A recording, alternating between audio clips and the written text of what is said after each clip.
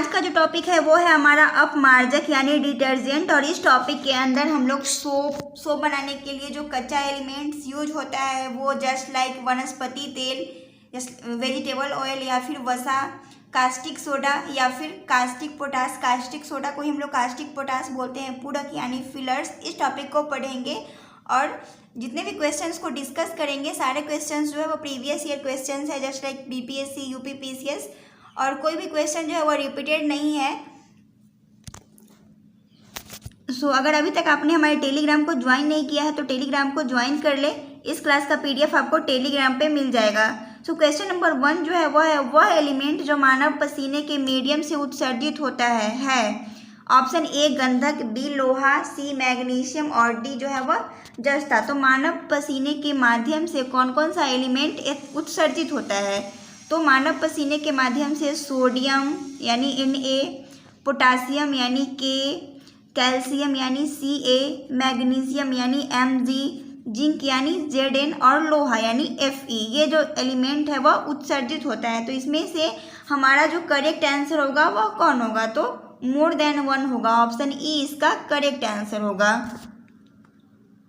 Next, निम्न में से कौन सा पदार्थ साबुन बनाने में यूज होता है? यानी साबुन बनाने में हम लोग कौन से सब्सटेंस का यूज करते हैं? ऑप्शन ए वनस्पति ऑयल यानी वनस्पति तेल, बी मोबिल तेल, सी किरासन तेल और डी जो है वह कटिंग तेल। तो साबुन बनाने के लिए हम लोग कौन सा एलिमेंट का यानी सब्सटेंस का यूज करते हैं?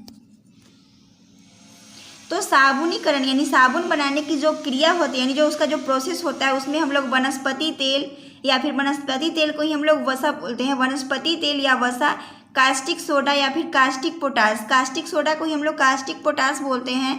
के जलीय विलयन को ही इसका जो जलीय विलयन है उसको हम लोग गर्म करते हैं और केमिकल रिएक्शन के द्वारा साबुन का फॉर्मेशन होता है। और इसमें से जो ग्लिसरॉल जो होता है वह फ्री होता है यानी मुक्त हो जाता है। तो बनाने में प्रयुक्त होता है वनस्पति तेल। तो ऑप्शन के अकॉर्डिंग वनस्पति तेल या वसा या फिर कास्टिक सोडा या फिर कास्टिक पोटास होगा।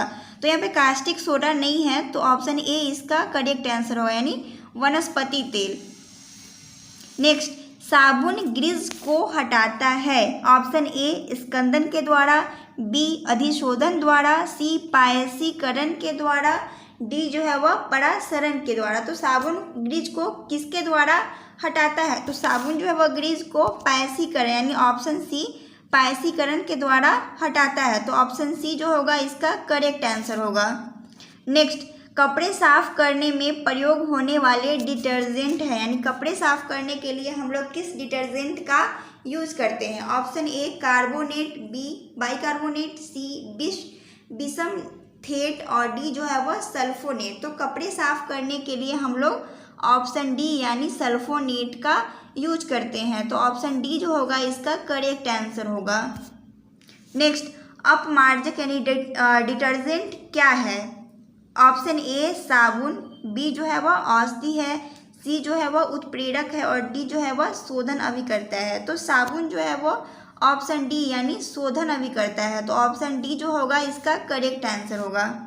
नेक्स्ट, यह जो है वह कथन और रीजन का क्वेश्चन है। कथन जो बोला है, कथन जो है वह है अपमार्जक मैले कपड़ों से सरलतापूर्वक तेल एवं गर्द निकाल देते हैं। रीजन जो है अपमार्जक जल का पृष्ठ तनाव यानी सरफेस टेंशन को बढ़ा देते हैं। तो अपमार्जक क्या करते हैं? गंदे कपड़ों से उसमें जो भी गंदगी रहता है जस्ट लाइक तेल और गर्द को निकाल देते हैं। तो ये सही है। और अपमार्जक जल का पृष्ठ तनाव बढ़ा देते हैं। तो अपमार्जक जल का पृष्ठ तनाव यानी सरफेस टेंशन को बढ़ाता नहीं, वह घटाता है। तो इसका जो करेक्ट आंसर होगा वो होगा हमारा ऑप्शन नंबर सी यानी ए तो सही है लेकिन आर जो है वह गलत है। तो ऑप्शन सी इसका करेक्ट आंसर होगा। नेक्स्ट, निम्न कथनों पर विचार करिए। ये भी क्वेश्चन जो है कथन और रीजन का है। कथन जो है वह कृत्रिम प्रक्षालक कठोर जल में अधिक झाग बना देते हैं और रीजन जो है वो है कृत्रिम प्रक्षालक कठोर जल के साथ कैल्शियम और मैग्नीशियम के घुलनशील लवण बनाते हैं। तो इसमें से पूछ रहा है कि हमारा कौन सा ऑप्शन जो होगा वो करेक्ट होगा। तो ऑप्शन ए जो है वह ए और आर दोनों सही है और आर ए का सही स्पष्टीकरण है। तो ए जो है वह प्रक्षालक कृत्रिम प्रक्षालक कठोर जल में अधिक झाग बना दे सकते हैं, तो ये सही है। एडिजन जो है वह कृत्रिम प्रक्षालक कठोर जल के साथ कैल्शियम और मैग्नीशियम के घुलनशील लवण होते हैं, तो ये भी सही है। और दोनों ए जो आर जो है वह ए का सही स्पष्टीकरण है, मतलब यह स्पष्ट कर रहा है, तो ऑप्शन ए जो होगा इसका करेक्ट आंसर होगा। नेक्स्ट, निम्न कथनों पर विचार कीजिए। कपड़े धोने के चूर्ण में अपमार्जक में सोडियम सल्फेट तथा सोडियम सिलिकेट इसलिए मिश्रित किए जाते हैं कि ऑप्शन ए चूर्ण शुष्क रहे और 2 जो है वह चूर्ण की क्षारीयता है बनी रहे। तो इसमें से पूछ रहा है कि कौन सा ऑप्शन जो होगा वो हमारा करेक्ट होगा, यानी ऑप्शन ए, बी, सी और डी। तो कपड़े धोने के चूर्ण में अपमार्जक जो है यानी डिटर्जेंट जो है वह डिटर्जेंट में सोडियम सल्फेट तथा सोडियम सिलिकेट इसलिए मिश्रित किए जाते हैं, यानी कपड़े धोने का जो डिटर्जेंट होता है उसमें सोडियम सल्फेट या फिर सोडियम सिलिकेट को हम लोग मिलाते हैं, यानी मिश्रित करते हैं। क्यों मिश्रित करते हैं?